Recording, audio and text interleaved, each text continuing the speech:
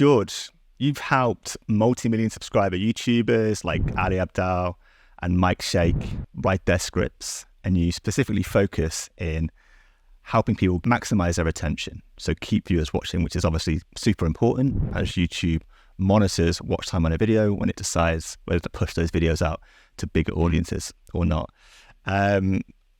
You're going to run us through some retention graphs in this talk to show us kind of typical mistakes and patterns you see in retention graphs to help the viewers get higher attention. And we're going to get to a nice introduction in a second. But first, I want to get some value for the viewers. I want to ask you straight off the bat, what are some typical mistakes, like common things you see YouTubers doing wrong that bombs their attention? Sure. I think it comes down to one thing a lot of the time, although that can appear in different ways, basically. The payoff, whatever the payoff is that we're building towards in a script or a video, that needs to be pretty crystal clear, basically, to the people who are watching. I think that's really the cause of a lot of people going is if they're thinking, right, they're making that decision where they have to say, I'm going to spend 10 minutes watching this video, or 15 or 20 or more. And what's worse is the fact that one click away is their YouTube homepage and they've got hundreds of other videos, or they've got Netflix, or they've got Apple TV, they've got whatever else. I essentially need to know what it is that I'm going to see, not only at the end of the video, but in the next 20 seconds. Yeah, well, the next minute. And I think that starts with being clear in your own head when you're either planning your video or writing it, is like sitting and actually thinking about what is that thing? What is the most interesting thing that people are going to want to see next? And have I signposted that in my video? Do they know what they're waiting around for, basically? And when that fails to happen, when you don't have that clear in your head, that's when you start to see people disappear. Yeah, that makes complete sense. Like, viewers have a million options that they could be watching. They need to know the reason why to stick around on your video in the first 10, 20 seconds, right? Yeah, that's right. And I think a lot of the time that needs to be just obviously made clear in the hook, but I think people can lose track of it once that hook is over. They think, oh, they're in now and they're going to watch till the end. Like, in some cases, fine. But it is about, well, between the ultimate payoff and where we're at now, there's another 8 minutes and they got to know what they're waiting for before the end. Mm-hmm. Yeah, I've heard that from a few other YouTubers I've interviewed on this podcast in previous episodes. Like, so important to get that hook right and establish the payoff that the viewer's going to get. Okay, that was an amazing opener. Let's learn a little bit about you. Do you want to tell us a little bit about your history, who you've worked with, and just kind of how you work with creators now, I guess, to help them? Sure. So I entered this whole bizarre multiverse that we live in as a full-time scriptwriter for Ali Abdaal, who is, I think now, the world's most followed productivity expert. But I think at the time, he probably had around 2 million subscribers, I think, when I got that. And for me, that was really the best possible start that I could have had in all of this, because naturally his name opens a lot of doors. And so when I went freelance just over a year ago, the world was sort of my oyster to an extent, where he retweeted the fact that I was looking for clients, and I basically had the ability to pick and choose people who I really like working with since then. And so over the course of the last year, it was cool. It was a very fortunate position to be in.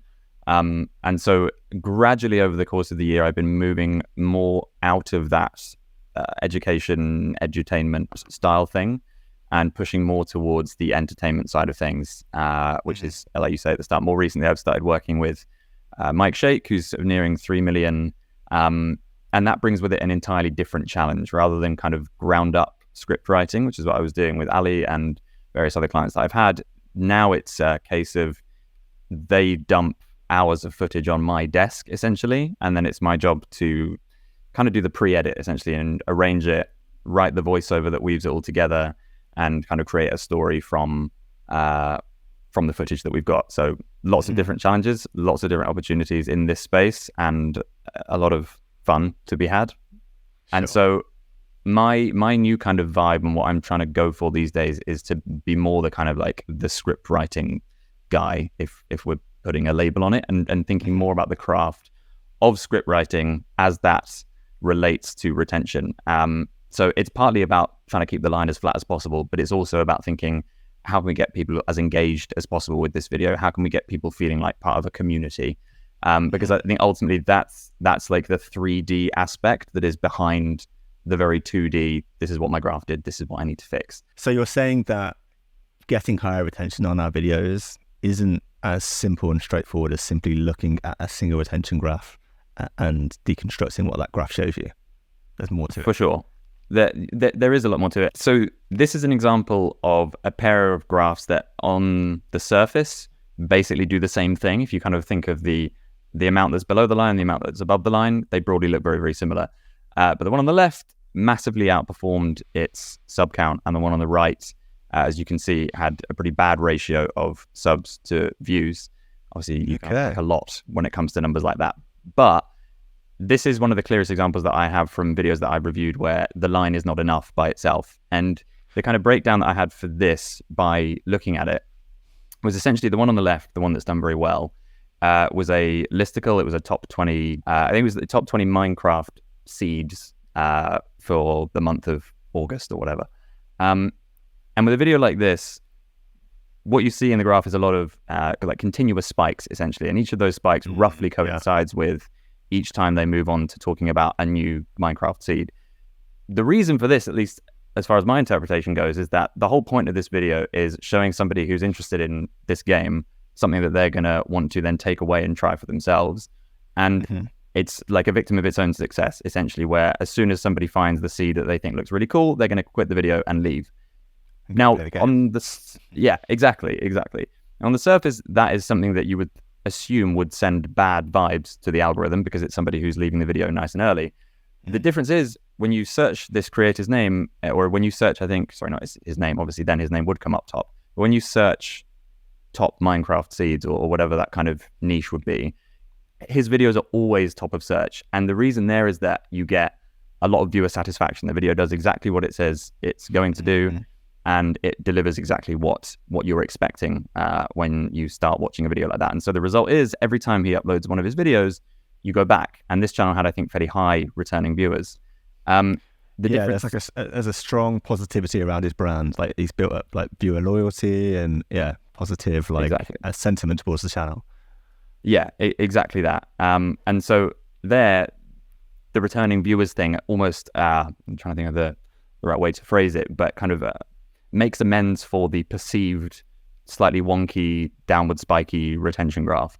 Whereas the video on the right, again, I don't like to call out what these videos are because I'm not trying to make anyone feel bad, but it didn't have that same level of kind of viewer satisfaction created by it. Again, I can't remember exactly what the title was, but I remember watching the video and thinking, just if this was the first video I found of this channel, I probably wouldn't be coming back. Whereas the video on the left, 100%, if that's the niche that I'm in and that's a video that I'm interested in, sure, I clicked away after a minute, but that's because it absolutely delivered what I needed it to, and I will 100% be back for the next one. So this is, one of those clear illustrations of the fact that the line is not enough by itself. So is the takeaway there then, because on the surface, these lines look very similar, and you could say that people stuck around and watched each of these videos for the same amount of time, proportionally to how long each video was. So is the takeaway there then that single video retention isn't so important when a channel has high returning views video after video after video? Potentially. I mean, this is it. I'm always so nervous on these things to give kind of blanket rules because it's not only the difference between, it's not just about returning viewers, it also completely depends on the niche that the videos are. So again, something else that I've spoken about in the past is kind of documentary style videos, maybe like video essay, those kinds of things. You'll often see those videos will drop off really hard in the first kind of 30 seconds to a minute, because again, it's like that's quite a heavy investment. If you're diving into a whole video essay, it's like, right, I'm settling in for something that's going to be fairly long, and you're still deciding in that first minute if it's something you're interested in. But a well-made video essay documentary, once you're in, and those types of videos tend to then be fairly flat. Once it hits that first kind of dip, then they flatten off completely. And so again, I think it comes down to the viewer satisfaction thing again, and potentially that then means we can say what you just said about returning viewers, but again, I'm always wary of giving those sorts of black and white rules, because it takes a lot of time actually spent looking at the individual channel's case and seeing which videos are performing well, which ones aren't. But for sure, you can't just look at the line of the graph and say my video did well or my video did not do so well. I have another thought as well. Looking at these two lines, I've noticed the video on the left is 12.5 minutes, whereas the video on the right is 8 minutes 47. So say on average these videos had 35% retention. 35% retention of the first video is going to be actual watch time a lot longer than for the second video, isn't it? So people are actually watching more minutes of the first video. And I know that the longer a video is, the harder it is to keep people watching. So for this argument's sake, a 35% watch time on a longer video 1, could be seen as a more positive signal than 35% watch time on video 2. So I'm thinking maybe that played a part here as well. You're right. And we with one of the clients that I work with at the moment, we did very recently a video that was nearly an hour long, and his usual videos are 8 to 9 minutes long. And again, the overall retention was pretty trash by the end. There were very few people left watching it, but the average the watch time was magnitudes higher than normal, and it was a 1 out of 10. It's been one of the most successful videos that he's done recently, even though it loses a lot of people at the start. So you're right to point out another layer of context that you got to think about. Yeah, God, there's so much to YouTube, isn't there? I wish it was just one thing we can look at and monitor. But it's really great that you're bringing to our attention that there's more than just what meets the eye at the surface. There's more to think about here. So a problem YouTubers have specifically, what more often smaller YouTubers, is keeping viewers watching their videos. And we can learn a lot, can't we, from retention graphs? This is something you do a lot. And you've got some graphs with us today that you typically see. Can you help us? Let's look through some of these retention graphs and see what they tell you about the video and how these videos can be improved, if that's okay with you. Of course, yeah. So I think this is it. Like, the caveat to everything we just said about there being context is there are patterns that you can kind of observe, and some of them are easier to pick apart than others. And this one that we're looking at on screen now is one of the most common ones, and one of the ones that you can say with some certainty what the issue is. So again, to describe the graph, essentially, if you're seeing this kind of spikiness that we saw with the graph we were looking at just now, but particularly when the spikes line up with the dotted grey lines, which are essentially the video chapters. Okay. This so like these spikes indicates here. Yes. Yeah. Okay. These are all moments that your viewers are skipping ahead to, and it essentially indicates that they don't feel the need to fully stick around in between each of these points, and they're regularly skipping ahead to get more information in more quickly. This could be for a couple of reasons. It could be that you're taking too long to deliver the information, but a lot of the time, and this is particularly an issue with listicle videos, it's that the tendency is to assume you should deliver the information as you would in a conversation, where you make the point and then you start explaining the point. The issue with this is that it gives the viewer complete permission to skip ahead, particularly when the point is very easily understood in a matter of seconds. Very conscious of now laboring this point for exactly the same reason, is that in a sentence, if I've understood what the point on the listicle is, or whatever the point you just made is, you don't just spend 2 minutes discussing it. So the way that I encourage people to fix this, and it tends to work fairly well, and we can talk about it. There's an example that is below this graph, where I kind of implemented that in Creator Booth video. Cool. Is you literally just a second. Yes, yeah. But you just swap the information around, and so you can do that in a number of ways. It could be that you kind of hint at what the point is, and then spend a little bit of time giving some context, and then explaining what you're talking about. So that's kind of delaying the payoff, essentially. Or in the style of Creator Booth, Film Booth, you can do a kind of a metaphor or something that doesn't make it quite clear what it is that we're about to build up to, but it's something that is visually engaging or mentally stimulating, or something that gets you watching without yet giving you the payoff.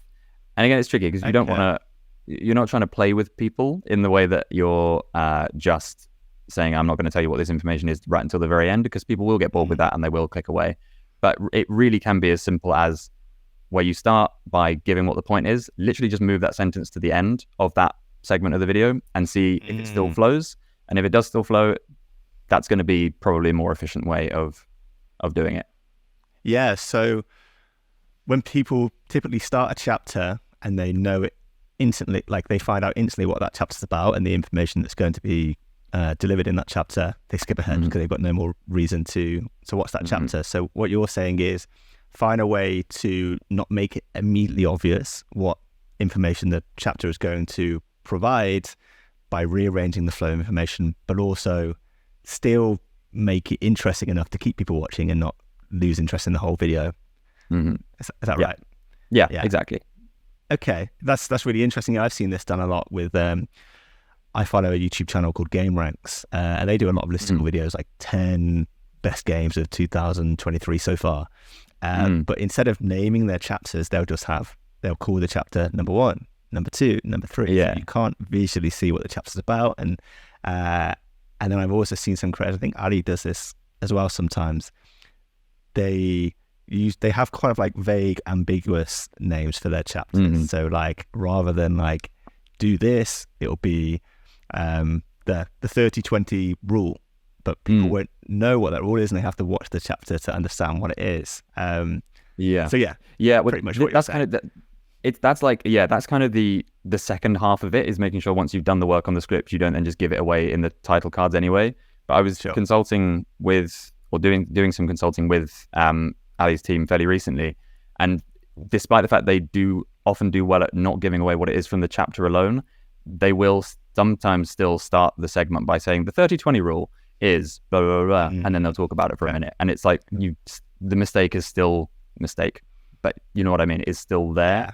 So it's partly in not giving away in the chapter, but also in how you construct the script. It's like a two-part operation. So there's an art form to doing it right, and you helped Ed from Film Booth and Creator Booth put this video together, and you believe this video is a good example of how to do it correctly.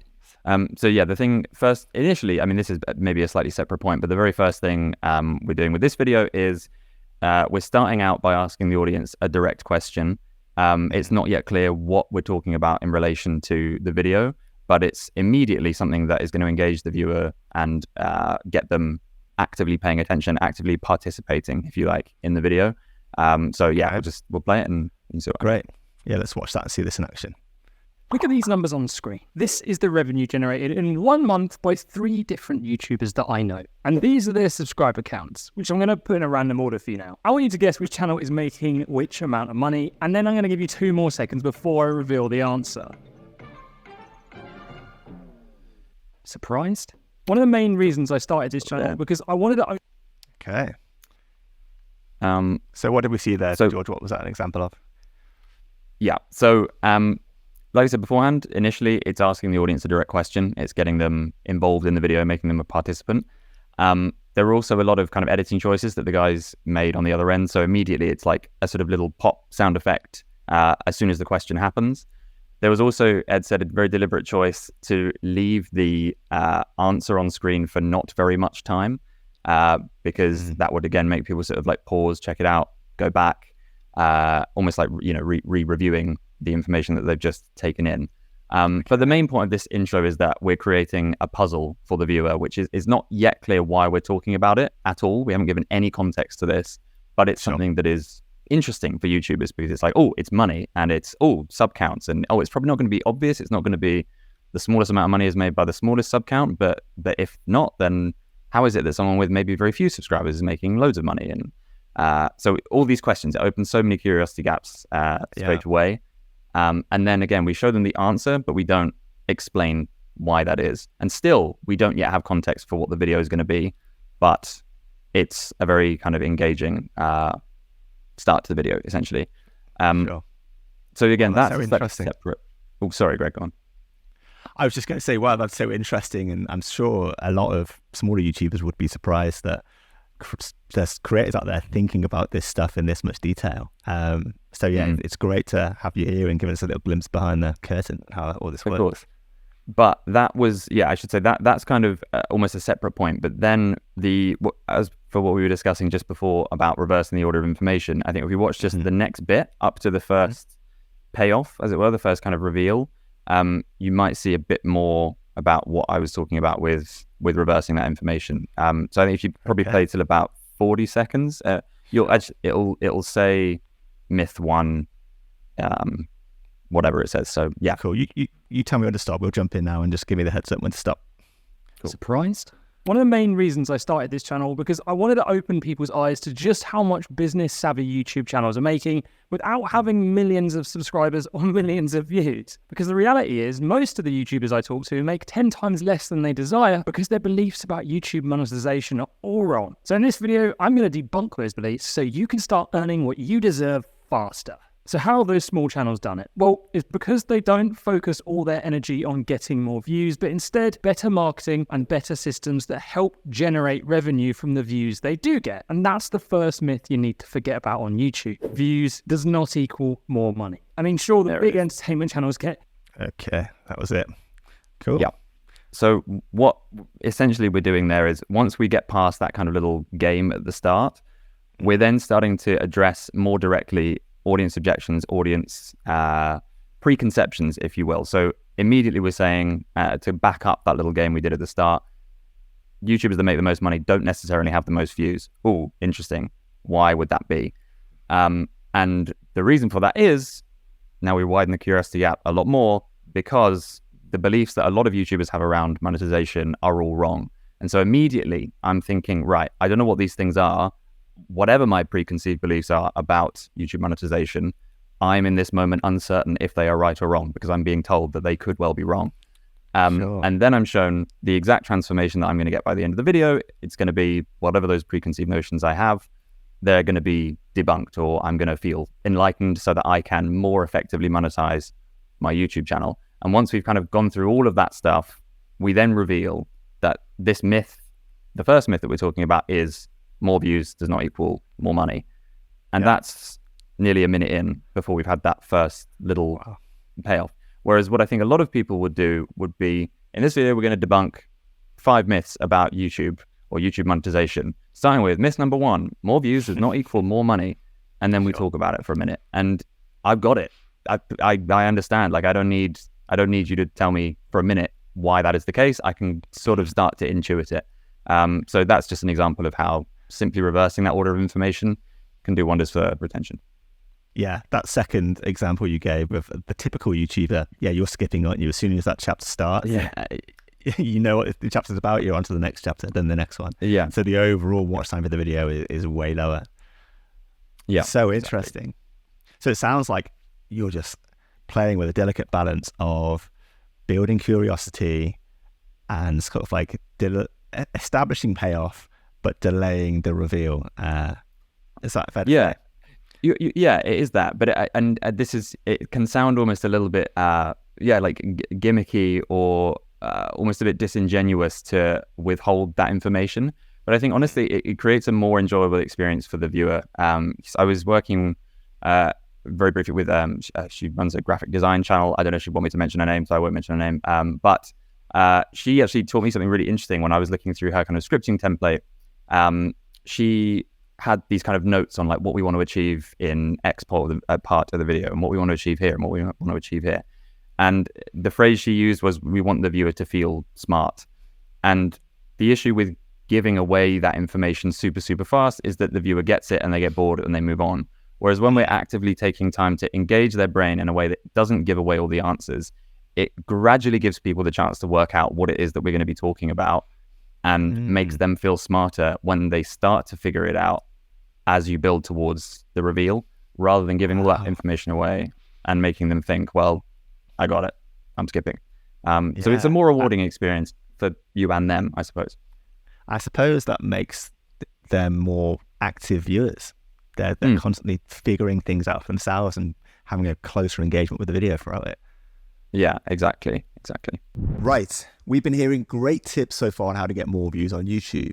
But if you're like me, you'll know that no matter how hard we work, some months views might be up and other months our views might be down. And when looking at ad revenue, that means that some months we might earn a lot and other months we might not. And I, for one, do not like that monthly inconsistency that comes with our YouTube earnings. So I went away and I found out that YouTubers like Jevon Dovey that you'll see on screen now, and even smaller YouTubers like Brendan Washington are using a platform called Uscreen to solve this problem. What is Uscreen and how does it help us earn monthly recurring income, you might ask?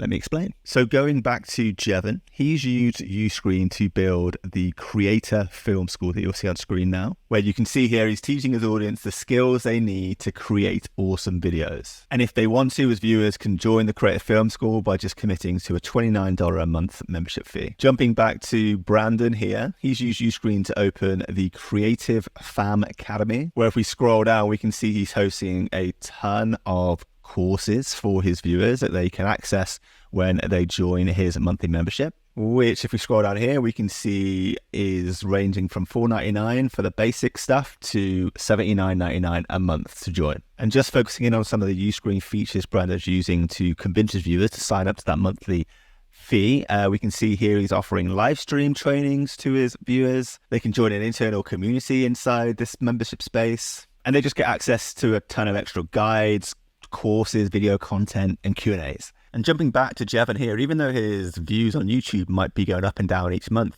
if he can convert 100 of his viewers to sign up to his $29 a month membership, well, that's $2,900 he's making every month, regardless of how many views he gets on YouTube. Seeing these creators doing this solidifies inside me how great I think building a membership space around your YouTube channel is. It generates you recurring, consistent income every month, and it just means that you're not obsessing over whether your views are up or down on YouTube month in, month out. In fact, if you look on screen now, you'll see that I'm using Uscreen myself to build up my own membership platform. I need to use one of their templates, to be honest, to make mine look a bit better because it's looking a bit basic at the moment, but it's a work in progress. And by using Uscreen to build out this membership space, I'm able to send emails directly to people that sign up and become members.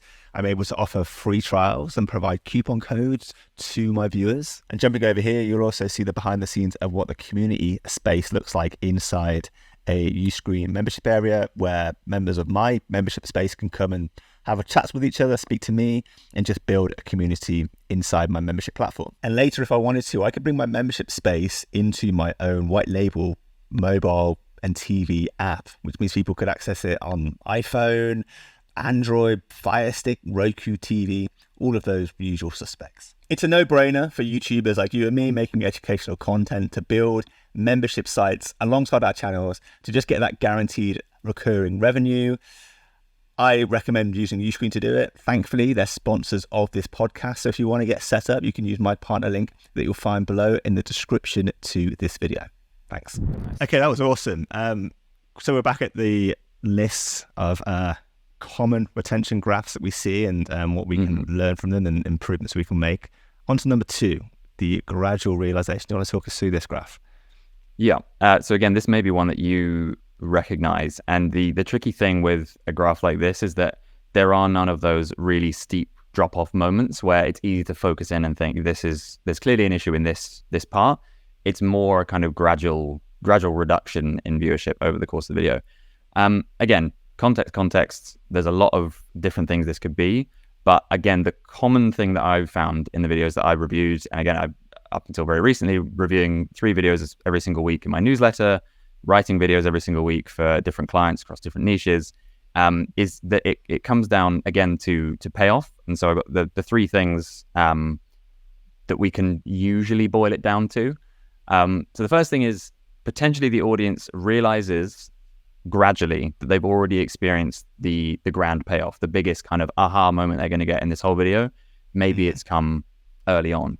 Okay. So an example that explains the sort of quicker drop at the start. So not necessarily. So what tends to happen, and the reason I call this the gradual realization, is that nothing distinctly happens that makes you think, oh, I'm not enjoying this anymore, or oh, that was a bad joke, like let's skip away, or whatever it is. It's more a case that you're kind of instinctively waiting for that next payoff moment, that next little injection of, oh yes, cool, I've learned something, let's keep watching. This is particularly prevalent when videos are edited really well. They might look they almost trick you into thinking they're being very engaging, but the substance underneath, you gradually start to realize, oh, when did I actually last learn something in this? And you won't necessarily say it like that, right? This is a split-second thing that happens in your head. But it's the case where at various points across the video, people start to think, perhaps this video has kind of done all it's going to do for me. I'm going to skip away. But it's not a distinct moment where the video just crashes and burns or does something really, really bad, which makes everyone leave. It's like a gradual realization. So one example I can think of for that first realization that the big payoff has already happened was I reviewed a video for, it was a review of a horror video game being done by a non-horror fan. And I think that was basically the title. It was like a non-horror fan reviews X horror game. Gotcha. And it was really, really cool. It was really well edited. They were super engaging. It was like all good signals. But they basically, after about a minute, were like, yeah, so even though I'm not a horror fan, this game didn't scare me too much. And then the video is just a review of the game, and a very good review of the game. But because of the expectations you set up at the start and the types of people who might be watching it to think, oh, I kind of like the look of this game, but I'm not really into horror. Should I bother buying it? They've got their answer. And then the first minute. Yeah, exactly. And so again, it's like you might think, well, I'll carry on watching just to see if there's anything else for me in here. But again, it's a gradual realization. I've had my big payoff. I'm good to go. So that's the first. Yeah. So the gradual realization is throughout the video, the viewer is gradually realizing that there's not really going to be much more to this video. And they gradually decide to come off. That makes sense. Yeah, exactly. So that's the first potential reason for it. The second one is playing off of that really, and kind of to what you just said. Even if you don't realize, oh, maybe I've had the biggest payoff and therefore there's nothing much for me, it might just be the fact that generally you're not sure what the next payoff is. And this is something we spoke about right at the start, is just knowing what it is that I'm looking forward to in the next few minutes. And the third and final reason potentially is just a case of overwhelm, where depending, it could be on your presentational style, it could be based on the editing style, cut, something like that. It could be that you haven't broken up the information you're going to give into a particularly digestible format. So coming up with a framework for something you're explaining is often a good one, or at the very start, highlighting the number of tips or bits of information or whatever. It just gives people the confidence that, okay, this is all I'm going to have to digest. That's a manageable amount of information. So if the video becomes overwhelming for any number of reasons, that's often, again, the point where you're not seeing a specific bit of the video that's really bad and therefore people leave, but it's just a gradual sense of like, okay, I'm done. And once you lose the thread of a video, particularly if it's something educational, if you miss one thing and you spend a second having to compute what's just been said, you've already moved on to the next thing, you don't have a second to think about it, it's just easier to think, I'm gone again. So it's just putting yourself in the viewer's shoes at all times, basically. Interesting. Yeah, that makes sense. Like, I've seen videos before where they seem really clean and polished and the editing's great, but maybe I'm being thrown too much stuff at once and I'm finding it hard to process everything that's happening every second. So it gets to a certain point, I'm just thinking, I'm a little bit lost here. And yeah, the easier decision is just to leave the video than to go back and rewatch it again and try and keep up. So that makes complete sense, that editing problems or pacing issues causing viewers to feel like that. Really interesting. And I want to just go back, you said about payoff hasn't been clarified. I'm just conscious, do you think there's scenarios where the YouTuber's established like the overall payoff for the video at the very start? Do you think there's ever a need to have like more micro payoffs, like numerous mini payoffs throughout the video before you get to the grand payoff? Yeah, for sure. This is something that I've spoken about on Twitter in the past, and I am putting into this comprehensive script writing course, essentially. Yeah, very much so. Again, it depends what the video is. So something on the most recognizable level, Mr. Beast's most recent video, the grand payoff is what happens when you drive a train into a big pit. But the mini payoffs on the way are, well, what happens when you drive a van into a big pit? And what about a bus into a big pit? And all of that. So it's like, it's building up to the big thing at the end. it's exactly the same for a piece of educational content, where it might be that you need to understand certain building blocks in order to understand whatever the ultimate point of the tutorial is. So another video I wrote was about how Thomas Frank, the Notion and productivity YouTuber, makes so much money with his Notion kind of side of his business. And the ultimate payoff there, like the grand payoff, is how does he do that? Like, why does he make so much money? But the first building block of understanding that is, well, he stopped posting on his main channel. And so already that's like an interesting thing. We tee that right at the start. It's like in order to achieve X, he had to do Y. But Y in itself is intrinsically interesting. Like, he's got a 3 million sub or 2 million, whatever it is, 2.5 million sub channel that's absolutely fine. Main channel. Yeah, main channel. Yes. Yeah. So why is it that he's abandoned that, first of all? And second of all, why is it that has created the scenario in which this much smaller channel is now making him more money?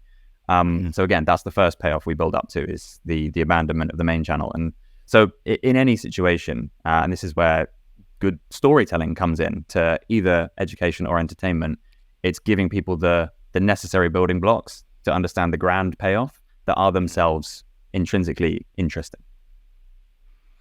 Makes complete sense. Yeah, so useful. I'm just trying to summarize this quickly then. So pacing, to avoid the gradual realization issue that we're seeing in this graph, YouTubers need to make sure their pacing is on point and isn't too overwhelming or fast. Clearly clarify their payoffs, and if they have to have multiple payoffs throughout the video to keep people interested for the entirety of the video, and also don't give away the payoff at the very start of the video and give people a reason to go. Fair enough. That's it. That's awesome. Pretty good. Okay. All right. Let's move on to, is it the final one? The final retention graph that you typically see that gives clues as to why YouTubers are losing viewers. The late drop-off. What is a late drop-off, George? Plain and simple, right at the end of the video, people start to disappear in droves in a way that they haven't been throughout the rest of the video. Along with, obviously, like a little dip at the start, a little dip at the end is always going to happen. But your main task is to stop people realizing the video is about to end. And again, this comes down to a bit of a choice about what you want from your YouTube channel and what your aim is at the end. I always say that the most effective call to action in a video is to try and make people watch another one, because that's going to get more watch time on your channel generally. It's going to boost the next video that they watch. It's all round good. It's going to get people familiarized with you and your content more, and start to see you as more of an authority in whatever space it is that you're creating content in. And so the idea that at the end of a video, you need to implore that they should like the video and subscribe and maybe comment and whatever else. Whatever it is you're trying to do at the end, just pick one thing. For me, that is trying to make people watch another video. And this is an example of a video where somebody basically, they kind of spend about a minute summarizing what's happened in the video. Don't need to do it. We've just seen it. Sure. People don't care. People are too attention deficient. And then they give every call to action under the sun.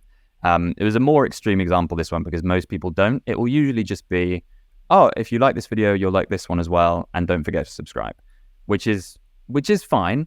But ultimately, what we want to avoid is giving people decision fatigue. And if you can only make them do one thing, try and make them watch another video. And I have a little system for that if you wanted to talk about that. So yeah, that makes sense. A common problem that YouTubers make that cause their viewers to leave is they just drag the end of the video out too long with too many call to actions or an unnecessary outro, and we see a graph like you've just talked us through here, George. Yeah, really interesting to hear that you've got a system that YouTubers can implement to stop viewers leaving their video at the end. Do you want to talk us through that system? Yeah. So this is something that I started implementing, I guess 2 or 3 months ago, or whenever that tweet came out, actually. It essentially, it seems to have this kind of magical effect. And I said on Twitter more recently, this is the closest thing to a hack that I have discovered since doing all of this. And obviously there are no hacks, etc., etc. But it just, when you use this formula on your call to action at the end, the end screen click rate just outperforms the channel average nearly every time. I've had other people DMing me their end screen, screenshots like the ones you can see there, where it just seems to work. So I thought amazing. We can maybe talk through how I rewrote somebody's call to action to implement the technique. Okay, yeah, here's your original tweet. Run us through it, George. Yeah. Okay.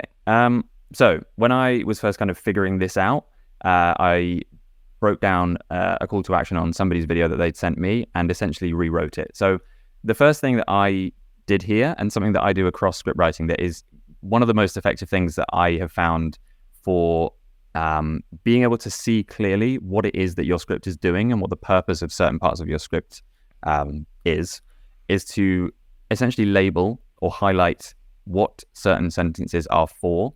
So this is the call to action that we have at the moment. I won't read it out. If you want to read it, you can pause it. But what I did first of all was to label, as I say, what each of these 5 sentences are. So if we scroll on to the next tweet, you'll see how I labeled them, essentially. Okay. So we've got the link, first of all, and that is not the URL. That is the link back to what is in the current video, right? So I mentioned earlier that salting your food in advance can be extremely powerful. So that familiarizes the audience with the idea that we're talking about something that's just happened. Like I said earlier, what we want to do is not let people know that this video is about to end. So that's all good. Mentioning something that's happened in the video already kind of seems like, well, we're just continuing to talk about this topic. Yeah, it doesn't necessarily suggest that the video is ending, does it? You're just referring back to something that came earlier. Yeah, exactly. The next sentence, it sort of forms a promise. So, and in my deep dive video about brining, I explained exactly how that works and how you can apply it. So again, by itself, all good, interesting enough.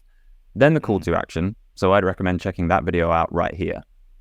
Then it kind of goes back and carries on talking. It's probably the one thing I've started doing that's had the biggest impact on my cook. Again, interesting. Like that's something that I would want to know if I want to improve my cooking. But it's kind of taken a step back. We've already been told to click, and now we're being told another reason why we should. And then it ends with some pleasantries, which are obviously very nice. And there's a balance to be struck when writing your YouTube video. You don't want to seem like a cold, dead robot person. Yeah, you don't want to say, watch this, now go away, like leave.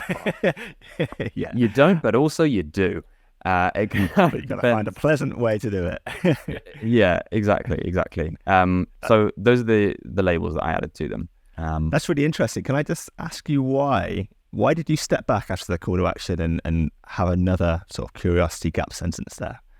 So I haven't. This is how the original video looked. And this is me before I can recreate it, is figuring out what the current purpose of all the sentences are, because it makes it easier to see what needs to go, basically, or what needs to rearrange. Sure. So if we go on to the next one, that's when I start rearranging the stuff that's there. Okay. So we want to open the curiosity gap earlier. So essentially, I move that straight after the link, and then change some of the language to try and deepen the curiosity. So I think before it said something about, this brining technique that I have has, whatever it said, has been good for my cooking. And in my deep dive about brining, I explain exactly how it works. Yeah. So the choice here is basically to remove the reference. Actually, maybe that's the next sentence. So we're on something else now, are we? Yeah, something else. So essentially, we're trying to just make the language more impactful. And again, something else, we're not being too specific with it. We're keeping it vague. We're keeping that curiosity gap wide. And again, something that's had an even bigger impact on my cook. So again, we're trying to get people excited about whatever it is that is going to come up if they watch the next video. Okay, so you've injected something else and even bigger impacts for these reasons. Yes. Something else because there's curiosity around that. What is it? And even bigger impacts. Because it's even bigger than the amazing video they just watched from that YouTuber in the first place. Exactly. And then we got the pleasantries, I'm afraid to say. Okay, all right. So you can just end the video and you don't need that nice sign off. You can, but we're not done. There is another phase after this as well, just to basically make the promise more effective. Okay, so let's just take stock what you've done so far then. So the first 4 sentences have stayed. although you've rewritten the curiosity gap. Oh, wait a second. Link curiosity. Okay, so before it was link promise call to action curiosity gap. Now it's link curiosity gap before the promise, then call to action. So you've rearranged some things as well as removing the pleasantries. Interesting. Yeah, essentially. The curiosity gap basically needs to come next, in my opinion, because again, we're figuring out, we're getting to the heart of why people would care, essentially. We need to hook them with that. We might want to make it clear that this next thing that I'm about to say is going to be something that you need to hear. And so again, that curiosity needs to be kept nice and wide early on, essentially. Makes complete sense, yeah. Yeah. Okay, so link is you've rounded off the video with a link. I mentioned this beforehand, and then you've raised curiosity before making the promise. Yeah, makes complete sense. Great, that makes sense so far. Should we move on? Sure. Okay. So the last step is essentially combining the call to action and the promise, because it feels a little more natural to speak in that way. So if you skip on to the next screenshot, I think. Yeah, you can see that. So rather than saying, but in my deep dive on whatever the topic is, I'll show you what it is. So make sure to click that video to check it out. You're kind of repeating yourself if that's the case. So the last step really is just combining those two things. So what I started to talk about it just now. I got slightly lost as to where we were, but the reference to brining specifically originally kind of gives away what the technique is that you're going to need for the next one. So I consciously made that more vague. So you've taken brining out of the link? Or whatever it was, but I think the promise originally. Okay. So let's double check, because just so people can follow. Go to the top. Okay, yes. And in my deep dive video about brining, I explained, okay, but having that originally, the viewer knows that you're probably going to be talking about brining in the next video that you're sending them to. So you've taken it out of the promise in the finished product to increase that curiosity. Exactly. And that allows you to then say, and as I have done in the combined call to action promise, not only will I show you how you can use this technique, but I'll show you what it is, because you don't know what it is at this point. So it's just, like you say, an additional kind of bit of curiosity for them. And then being super specific with the promise, essentially the transformation that you're going to receive by clicking it. So it's first of all making it relevant to what you've already spoken about, which in turn makes it seem like you're not going to lead them to another video. You're just continuing to talk about whatever the topic is you've been discussing. Sure. Then you widen that curiosity gap, getting them, keen to find out what it is you're going to talk about next. And then you hit them with, and this is what I promise you will receive, how you will be transformed if you then go ahead and click this video. And then you get out. Amazing. And it's more concise, isn't it, than original? You've only got 3 sections. You've combined 2 sections into one, and you've removed one, so you've gone from 5 to 3 sentences there. Yeah, exactly. So as you can see, in the kind of last tweet about this, I basically said the aim is setting up a point that links to the current video, widen the curiosity gap, and then promise a specific transformation they will get. And that's the system. And if people follow this in the end of, if they're not doing this already and they start implementing it in the end of their videos, they should see much higher amount of people clicking to watch their next video. That's the theory. And I would love if anyone does try this, because I get people that DM me their kind of results from this. Feel free to tweet your end screen kind of percentages after trying this, because I'm so confident in it as a system at this point that I would just love to see that stuff working for other people as well. Yeah, guys, definitely do that. Tag George at George Blackman _ once you've given this a try, and let me know how it goes. I'm definitely going to implement this in my next few videos, because although I do put a call to action to the next video, because I know I want to get returning viewers watching my next video, exactly how I script out and structure that call to action section, I don't really give too much thought. So to have a system to follow like this, I'm really excited to try implementing this into my videos and see how it goes. It's really, really interesting, George. Cool. And thank you. And the last, I suppose, thing is you've got to make sure the video you're picking is relevant. That's the last thing. It's got to be like, spend a minute just thinking, if somebody has watched the entirety of this video, what is it that they're going to really want to learn more about? Or what is it I can make them think they don't yet understand without watching this other one, right? Because a lot of the time your videos will have kind of crossover, and it's just finding what will cause the most curiosity and what will give the best transformation to the viewer if they click on. Yeah, 100%. That makes sense. And at the end as well, you outline the benefits that we get from having people watch our videos for longer.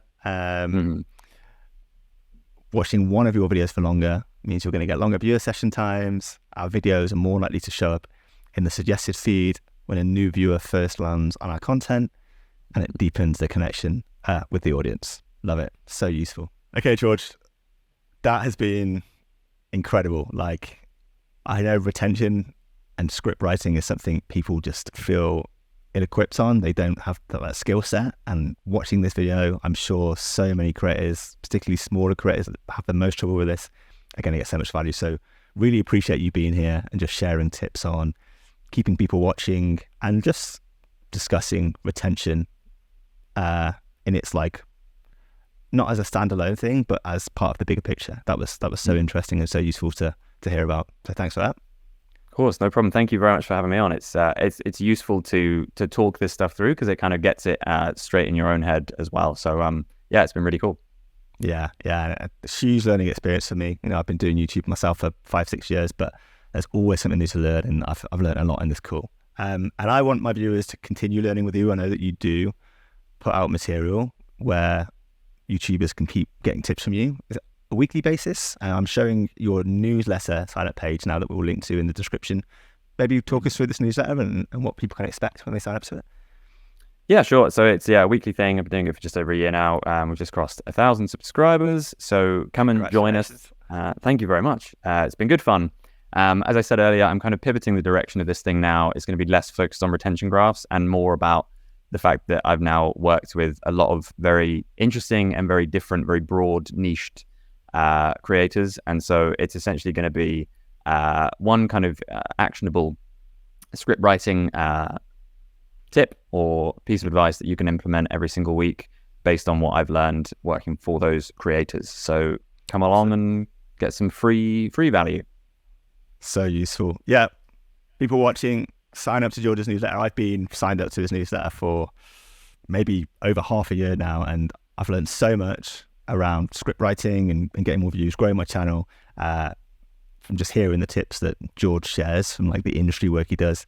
So definitely sign up if you're watching this. It's phenomenal value. So make sure to check it out. Thank you very much. Great. Oh, my pleasure. Can't give you enough praise there. So yeah, thanks again for being here, George. Hopefully we'll cross paths in the future. I'm always following your work, so it's great to finally have caught you and had a chat. And yeah, all the best in the future. Cheers, Rick. Thank you. Cool. See ya. Bye.